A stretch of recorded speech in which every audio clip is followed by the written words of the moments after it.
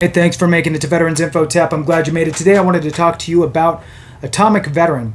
What is it? I'll tell you. If you are one, you already know. And if you're not, you may not fully get it or understand what it is. So I'm going to go ahead and give a brief kind of overview. I mean, this is just some stuff that I found in order to say it somewhat coherently. If you are an Atomic Veteran and you have a nice definition, please put it in the comments below. It's helpful. I'll put all this stuff in the description as well. But there is some information that came out, and I wanted to share that with you guys and gals because I believe it's important. Through my professional career, I have come in contact with many Atomic Veterans who mention to me, hey, what about us? And so I'm curious to see what this information is that started to bubble up. For those that don't know, July 16th was Atomic Veterans Day, basically. And so I wanted to jump into some information. That was actually Sunday. So wanted to share some information that I saw regarding this and see if it's something that we could use to kind of catapult some sort of action if needed. So let's jump into it first. What is an Atomic Veteran? Well, it is a veteran who was exposed to ionizing radiation while present in the site of a nuclear explosion during active duty. The U.S. Department of Veterans Affairs defines an Atomic Veteran who, as part of his or her military service, participated in an above-ground nuclear test between 1945 and 1962, or was part of the U.S. military occupation forces in or around Hiroshima and or Nagasaki before 1946, or was held as a POW in or near Hiroshima or Nagasaki in certain cases. So wanted to just kind of give that brief overview and then read this article that I saw that just came out again the day before yesterday for me, which is Sunday. That's when this came out. So Representative Spanberger looks to raise awareness for Atomic Veterans. So what kind of raising of awareness and is there a potential call for action? Is there something that can happen out of this? So Congresswoman Abigail Spanberger is looking to call attention to Atomic Veterans Day today, which was July 16th, marking the 78th anniversary of the world's first nuclear device detonation. In the wake of that first flash, thousands of service members and personnel participated in nuclear test. Spanberger of Virginia's 7th District said in a news release Friday. During their service, many of these Americans were exposed to toxic radiation, and for decades, they were required to keep their service a secret, meaning they were often prevented from sharing their stories explaining their exposures to their doctor or receiving the benefits their country owed them. Spanberger added, by the time Congress finally repealed their secrecy requirement in 1996, thousands of these Americans had already passed away, the true nature of their service unknown to their loved ones.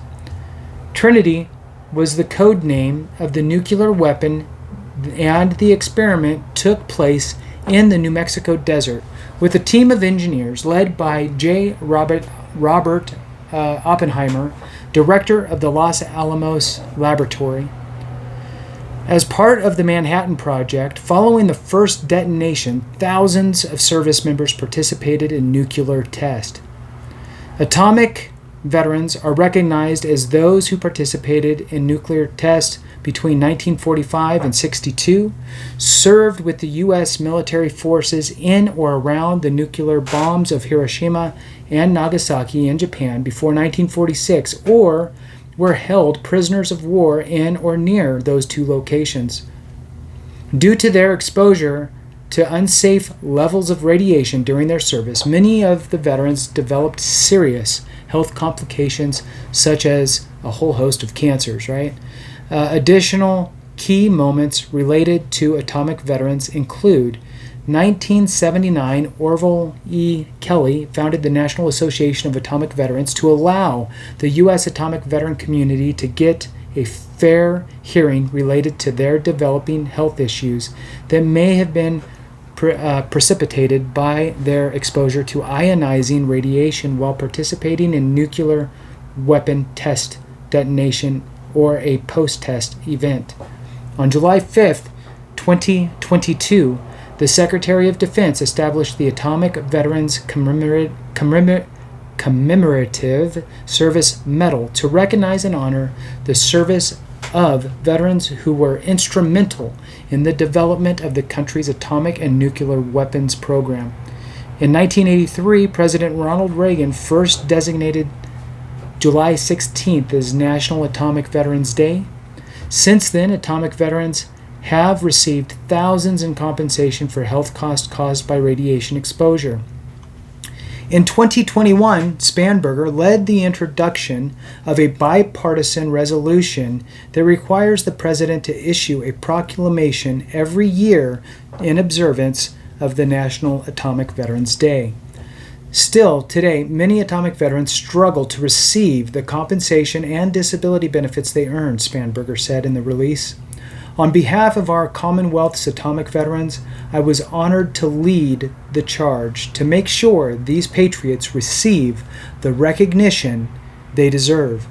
National Atomic Veterans Day allows us to reflect on their contributions, express gratitude to their families, and educate the next generation about the critical role they played in keeping our nation safe. And that was the end quote there.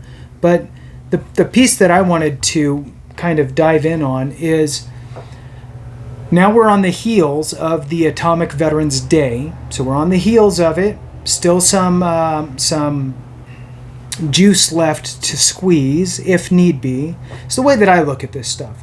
So there could be a possibility to reach out to your congressional members if you are an atomic veteran. What I would like to see is, what sort of hurdles have you hit? Should there be some sort of presumptive list? To be honest with you, I don't even know if there is one. There could be. I've never searched for one.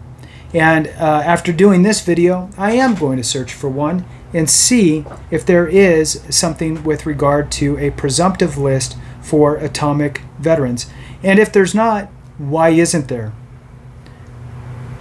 Good question, right? I mean, there's a whole host of cancers. I mean, if you received the medal that got developed for atomic veterans, you would think that that would be enough to prove that you were near or doing something with regard to that type of munition. And so maybe that's enough to be able to qualify, or if you were at certain sites or whatever you can use to prove that you were close enough to that type of exposure, or to receiving that type of exposure.